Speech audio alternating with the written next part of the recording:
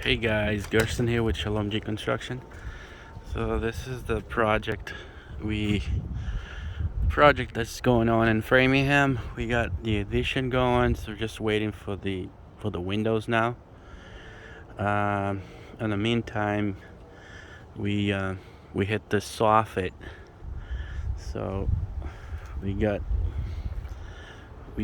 switched those old style with the joist coming out, and we did PVC all around. So PVC on the outside, as you can see, and PVC underneath. So now we just need to add the vents and we are done. So, and then as soon as the windows arrive, we're gonna have the siding done and it's gonna look awesome.